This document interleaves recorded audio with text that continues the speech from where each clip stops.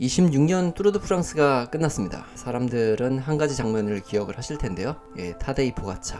또 하나의 우승, 또 하나의 역사를 썼죠.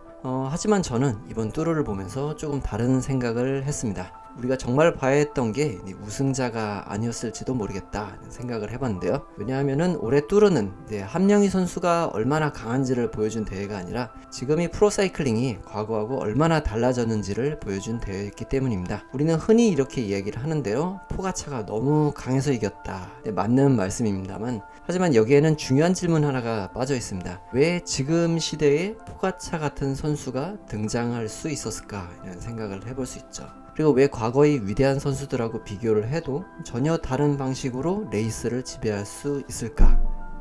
오늘은 이렇게 결과가 아니라 26년 뚜르에서 사람들이 놓친 그런 진짜 이야기들을 좀 해보겠습니다. 포가차를 설명할 때 가장 많이 나오는 단어는 재능입니다. 폭발적인 파워, 놀라운 회복력, 어떤 상황에서도 흔들리지 않는 자신감, 물론 모두 사실입니다. 근데 하지만 그것만으로 포가차라는 선수를 설명하기는 부족하죠. 왜냐하면 사이클링 역사는 뛰어난 재능을 가진 선수가 항상 존재했기 때문인데요. 그렇다면 이런 사람들하고 포가차는 뭐가 다를까 이렇게 생각을 해볼 수가 있죠.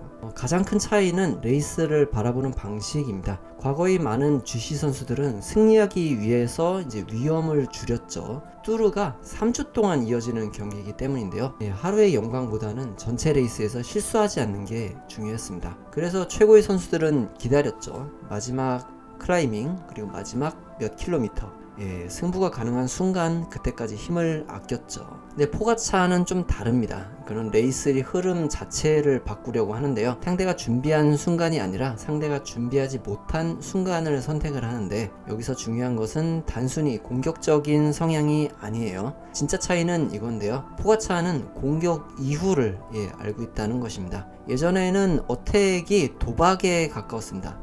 내 몸이 버틸 수 있을까? 오늘 너무 많은 힘을 쓰는 건 아닐까? 이렇게 이제 감각에 의존을 해야 했는데, 하지만 지금의 프로사이클링은 다르죠. 선수들은 자신의 몸을 숫자로 이해를 하잖아요. 얼마나 출력을 낼 수 있는지, 이제 언제 에너지가 떨어지는지, 어떤 상황에서 가장 효율적인지, 과거의 그런 챔피언들이 본능하고 경험으로 싸웠다면은 지금의 챔피언들은 본능 위에 이제 데이터를 쌓고 있는 거죠. 그래서 포가차의 공격이 단순히 강해서 가능한 것이 아니라 그 순간이 성공할 가능성이 높다는 것을 알고 있기 때문에 가능합니다. 그래서 힘으로 상대를 누르는 그런 선수가 아니라 상대가 선택할 수 있는 답을 그렇게 줄이는 선수다 이렇게 볼 수가 있겠습니다. 과거의 뚜르는 예상하지 못한 드라마가 많았죠. 강한 사람이 이렇게 무너지고 무명의 선수가 이렇게 올라오고 하루 만에 순위가 이렇게 뒤집히는 순간들이 있었는데요. 근데 최근의 뚜르는 조금 달라지고 있습니다. 이게 왜일까요? 선수들이 약해져서가 아니라 오히려 반대입니다. 너무 많은 것들이 정확해졌기 때문입니다. 과거의 감독은 경험으로 판단을 했습니다. 오늘 느낌이 좋다. 상대가 힘들어 보인다. 지금 공격을 해야 된다. 하지만 지금은 다르죠. 경기 전부터 모든 것이 계산이 됩니다. 코스 분석, 기상 데이터, 선수 컨디션, 영양 계획, 예상되는 레이스 시나리오, 그리고 경기 중에는 그 계획을 얼마나 정확하게 실행을 하는지가 중요해졌죠. 이런 변화는 우리가 보는 재미도 바꾸고 있는데요. 예전에는 예상하지 못한 한 방이 그런 승부를 바꿨다면은 지금은 작은 차이를 끝까지 유지하는 능력이 승리를 만들죠. 그래서 누가 더 강한가 뿐만 아니라 누가 더 정확한가, 이것이 현대 뚜레의 새로운 질문인 것 같습니다. 또 하나 사람들이 쉽게 지나치는 변화가 있는데요. 바로 자전거입니다. 우리는 흔히 이렇게 생각을 하는데 좋은 선수는 어떤 자전거를 타도 빠르다.